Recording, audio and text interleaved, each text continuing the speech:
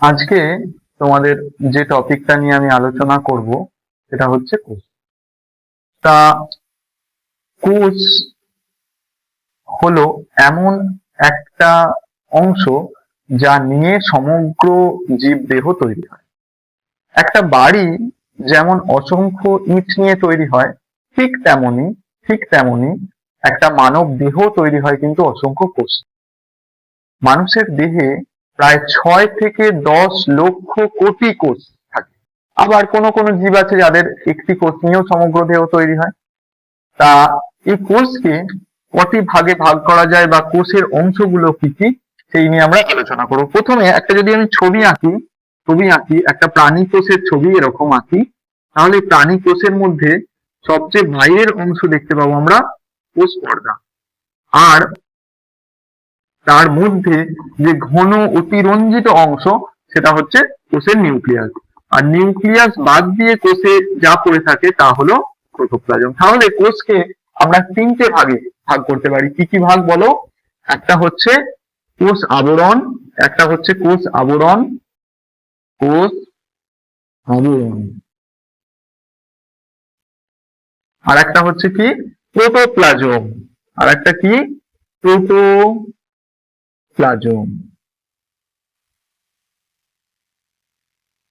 আর আরেকটা অংশের নাম কি? আরেকটা অংশ হলো নিউক্লিয়াস।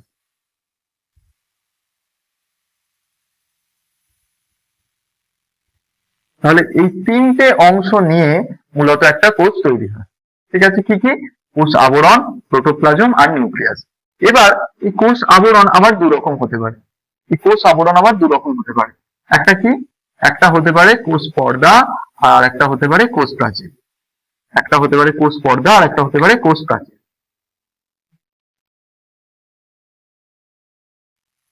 সমস্ত সমস্ত কোষেই এই কোষ পর্দা কিন্তু উপস্থিত। সমস্ত কোষে, সেটা হোক প্রাণী কোষ, হোক উদ্ভিদ কোষ বা অণুজীবের কোষ, কোষ পর্দা কিন্তু সমস্ত কোষেই আছে। আর আরেকটা যেটা বলছি কোষ প্রাচীর, সেটা কিন্তু শুধুমাত্র উদ্ভিদ কোষে দেখা যায়, বা কিছু কিছু ব্যাকটেরিয়ার কোষেও কোষ প্রাচীর দেখা যায়, কিন্তু প্রাণী কোষে দেখা যায় না। তাহলে এটা লিখছি প্রাণী কোষে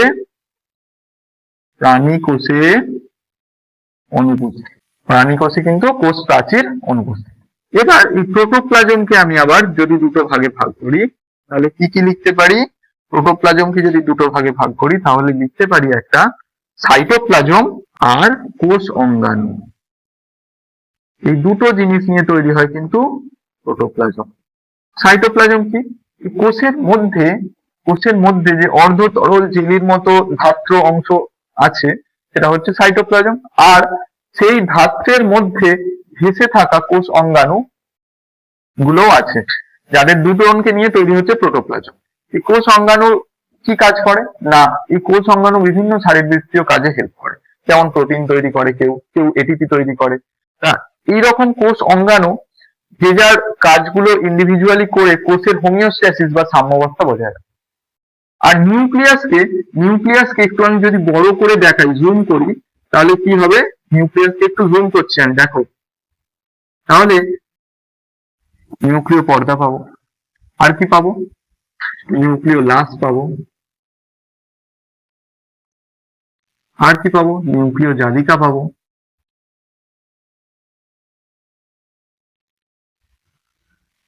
আর কি পাবো?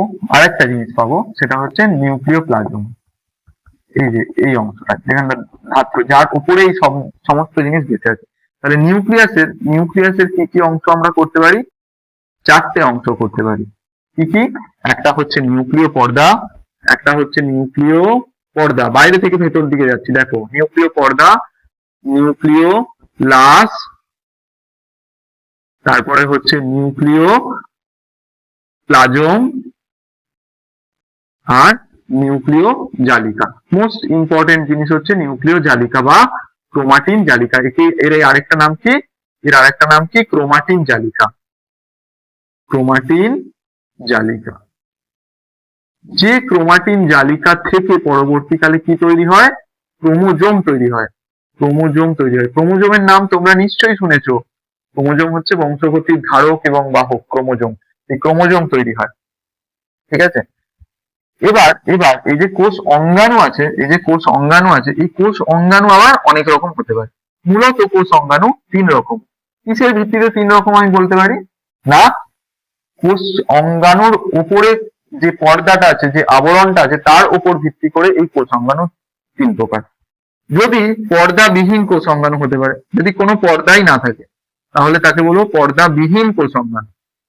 আবার একক পর্দা বিশিষ্ট কোষ অঙ্গাণু হতে পারে, একক পর্দা বেষ্টিত কোষ অঙ্গাণু হতে পারে, আর কি দ্বিপর্দা বেষ্টিত কোষ অঙ্গাণু। এই তিন প্রকার হতে পারে। এতটা যতটা পড়ানো হলো কি বোঝা গেল? যতটা পড়ালাম বুঝতে পারলে? যদি বুঝতে না পারো তাহলে কিন্তু আমাকে জানাবে, বুঝলে? এবার তিন রকম কোষ অঙ্গাণু হতে পারে, একটা পর্দাবিহীন, একটা একক পর্দা বেষ্টিত, একটা দ্বিপর্দা বেষ্টিত। এই তিন প্রকার কোষ অঙ্গাণু হতে পারে। যদি পর্দাবিহীন কয়েকটা কোষ অঙ্গাণুর নাম লিখি, এগুলো নিয়ে আমরা ডিটেলসে বলবো, আবার ডিটেলসে বলবো, এখন ওভারভিউ একটা দিচ্ছি। পর্দাবিহীন কোষ অঙ্গাণু যদি বলি আমি, তার নাম হতে পারে রাইবোজোম হতে পারে। রাইবোজোম একটা পর্দাবিহীন কোষ অঙ্গাণু। 2 নাম্বার কি হতে পারে? সেন্ট্রোজোম হতে পারে, যেটা একটা পর্দাবিহীন অঙ্গাণু। আবার এখানে একটা প্রাণী কোষ উদ্ভিদ কোষের পার্থক্যে আর একটা পার্থক্য পেলাম, যে সেন্ট্রোজোম কিন্তু প্রাণী কোষে থাকে, প্রাণী কোষে উপস্থিত, কিন্তু উদ্ভিদ কোষে থাকে না। প্রাণী কোষে উপস্থিত সেন্ট্রোজোম, ঠিক আছে? আর একক পর্দাবেষ্টিত কোষ অঙ্গাণু আবার তিনটে হয়। একক পর্দাবেষ্টিত তিনটে কোষ অঙ্গাণুর কথা জানা যায়। একটা হচ্ছে লাইসোজোম, একটা হচ্ছে লাইসোজোম, আর একটা হচ্ছে এন্ডোপ্লাজমিক রেটিকিউলাম। শর্টে আমি ER লিখছি, এন্ডোপ্লাজমিক রেটিকিউলাম, ER। আর 3 নাম্বার আর একটা কি লিখতে পারি? সেটা হচ্ছে গলগি বস্তু। এই তিনটে কোষ অঙ্গাণু যারা একক পর্দা বেষ্টিত, যারা একক পর্দা বেষ্টিত, ঠিক আছে?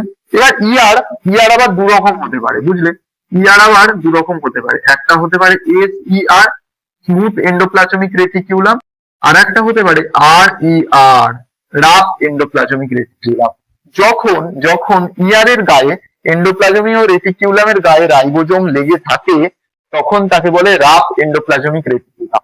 ধরো একটা সাদা পাতা বা এরকম সাদা বোর্ড, তার উপর কিছু বালির কণা ছড়িয়ে দেওয়া হলো। এবার তুমি যদি তার উপর হাতটা ঘষো, তাহলে দেখবে একটা ঘসঘসে ভাব তুমি অনুভব করবে, একটা রাফ ভাব তুমি অনুভব করবে। সেরকমই ঠিক, যদি ER বা এন্ডোপ্লাজমিক রেটিকিউলামের গায়ে রাইবোজোম লেগে থাকে, তাহলে তাকে বলে রাফ এন্ডোপ্লাজমিক রেটিকিউলাম। আর যদি এই এন্ডোপ্লাজমিক রেটিকিউলামের গায়ে কোনো রাইবোজোম লেগে না থাকে, তাহলে দেখবে এরকম স্মুথ, তাকে সেই জন্য তাকে বলবো স্মুথ এন্ডোপ্লাজমীয় রেটিকিউলাম, ঠিক আছে? মসৃণ এন্ডোপ্লাজমীয় রেটিকিউলাম। গলগি বস্তু হলো, গলগি বস্তুর কাজ কোষীয় ক্ষরণে সাহায্য করা, লাইসোজোম হচ্ছে আত্মঘাতী থলি, এগুলো নিয়ে বলবো, পরে বলবো। এবার কি পর্দা বেষ্টিত কোষ অঙ্গাণু কি? একটা হতে পারে মাইটোকন্ড্রিয়া, মাইটোকন্ড্রিয়া হতে পারে।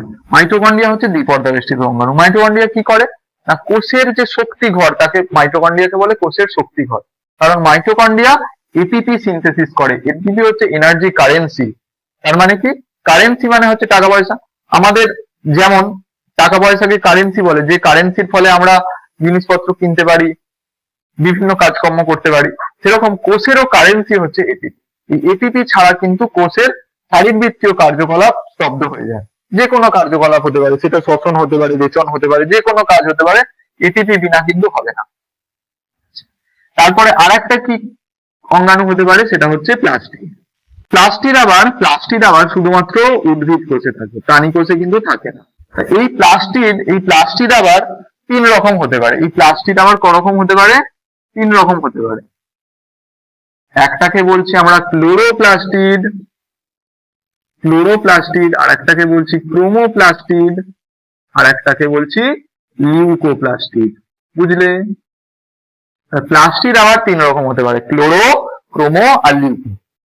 ক্লোরোপ্লাস্টিড কাকে বলবো? সবুজ রঙের জন্য দায়ী, উদ্ভিদের সবুজ রঙের জন্য দায়ী এই ধরনের প্লাস্টিড, তাকে বলবো ক্লোরোপ্লাস্টিড। তাই ক্লোরোপ্লাস্টিড কোথায় দেখা যায়? উদ্ভিদের সবুজ অংশ, যেমন পাতায় থাকে ক্লোরোপ্লাস্টিড। ক্রোমোপ্লাস্টিড আদার দেন গ্রিন কালার, আদার দেন গ্রিন কালার যদি করে সেটা ক্রোমোপ্লাস্টিকের জন্য হবে। যেমন যেমন ধরো গাজর, গাজরের রং কি অরেঞ্জ কালার বা কমলা কালার, তাহলে সেই রংটা কে করে ক্রোমোপ্লাস্টিক করে। বা বিভিন্ন পাতাবাহার গাছ দেখবে যেগুলো আমরা ঘরে লাগাই ক্রোটন, সেগুলোর ক্ষেত্রেও এই রংগুলো তৈরি করে এই ক্রোমোপ্লাস্টিক। পরেরটা কি লিউকোপ্লাস্টিক, লিউকোপ্লাস্টিক মানে বর্ণহীন প্লাস্টিক, লিউকো মানে বর্ণহীন প্লাস্টিক। এই বর্ণহীন প্লাস্টিক আমরা কোথায় দেখতে পাই বলো তো, বলো। বর্ণহীন প্লাস্টিক আমরা দেখতে পাই আলুতে। আলুর কোনো কালার থাকে, সবুজ থাকে না, সবুজ থাকে না আমাদের বেগুনি থাকে, না কি রং থাকে, কোনো রং থাকে না, কালারলেস। সেই জন্য এই বর্ণহীন প্লাস্টিককে বলছে আমাদের লিউকোপ্লাস্টিক। আর সবুজ রঙের জন্য হচ্ছে ক্লোরো, সবুজ রঙের জন্য হচ্ছে ক্লোরো, আর বর্ণহীনের জন্য হচ্ছে লিউকো। আর ক্রোমো হচ্ছে আরো বিভিন্ন কালারের জন্য, যেমন ধরো কমলা, হলুদ, এই সমস্ত বিভিন্ন কালারের জন্য ক্রোমোপ্লাস্টিক দেয়। তাহলে আজকে যতটা পড়ানো হলো এতটা কি সবাই বুঝতে পারলে? যদি না পারো তাহলে কিন্তু আমাকে জানাও, বুঝলে? আজকে এ পর্যন্তই থাক, পরের ক্লাসে বাকিটা বলবো। এই একটা একটা অঙ্গাণু নিয়ে তারপরে ডিটেলসে আমরা আলোচনা, ঠিক আছে?